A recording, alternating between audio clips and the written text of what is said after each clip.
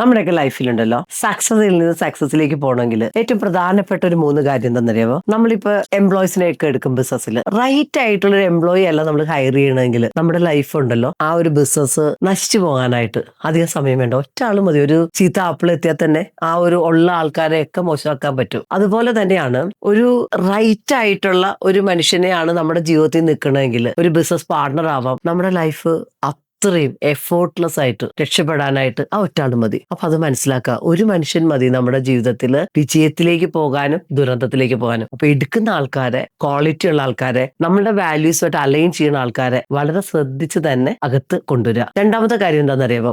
പലപ്പോഴും മനുഷ്യരാണ് നമ്മള് ചക്കയാണോ ചൂർന്നു നോക്കാൻ എന്നൊക്കെ ചോദിക്കും. അപ്പൊ നമ്മൾ ഇവരുമായിട്ട് ഇടപഴകുമ്പോൾ പലപ്പോഴും പല ആൾക്കാരും നമുക്ക് പറ്റാത്ത ആൾക്കാരുണ്ടാവും. എങ്ങനെ നമ്മൾ എന്ത് ചെയ്യും? അവരെ പറഞ്ഞു വിടാനായിട്ട് നമ്മൾ ഉപേക്ഷ വിചാരിക്കും. നമുക്കറിയാം ഇവര് നമ്മുടെ ഓർഗനൈസേഷന് യാതൊരു വാല്യൂവും കൊടുക്കണില്ല, എങ്കിലും നമ്മൾ ഇമോഷൻ കൊടുക്കും.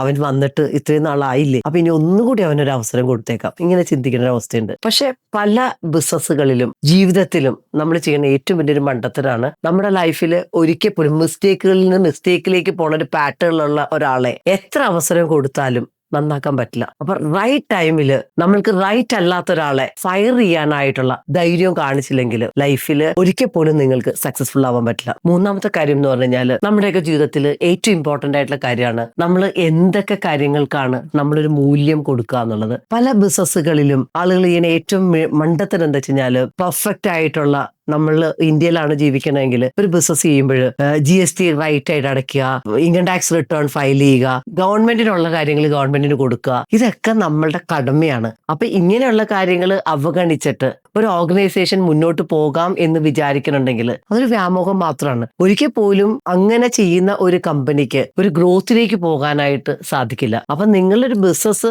ഗ്രോ ചെയ്യണം, നിങ്ങൾക്കൊരു മാസീവായിട്ടുള്ള സക്സസിലേക്ക് പോകണമെങ്കിൽ ഇവിടെ നിങ്ങൾ ബിസിനസ് ചെയ്യുമ്പോൾ നിങ്ങൾ ചെയ്യേണ്ട ധർമ്മമാണ് ഇവിടുത്തെ നിയമങ്ങളെ പാലിക്കുക, അതിനനുസരിച്ച് നമ്മളുടെ ബിസിനസിനെ മുന്നോട്ട് കൊണ്ടുപോകുക എന്നുള്ളത്. അപ്പൊ ഈ ഒരു കാര്യങ്ങളും നമ്മളുടെ വാല്യൂസും വെച്ച് ഏറ്റവും മികച്ച രീതിയിലുള്ള ഒരു ഡിസിഷൻ ആണ് നിങ്ങൾ എടുക്കണമെങ്കിൽ നിങ്ങളുടെ ബിസിനസ്സും നിങ്ങളുടെ ഐഡിയയും ഉറപ്പായിട്ടും മറ്റുള്ളവർക്ക് ഗുണം ഉണ്ടാവുന്ന കാര്യങ്ങളാണ് നിങ്ങൾ ചെയ്യണത്, നന്മയുള്ള പ്രവൃത്തിയാണ് വർക്ക് ചെയ്യണത്, നല്ലൊരു സർവീസാണ് കൊടുക്കണമെങ്കിൽ ഉറപ്പായിട്ടും നിങ്ങൾക്ക് സക്സസ്ഫുൾ ആവാൻ പറ്റും.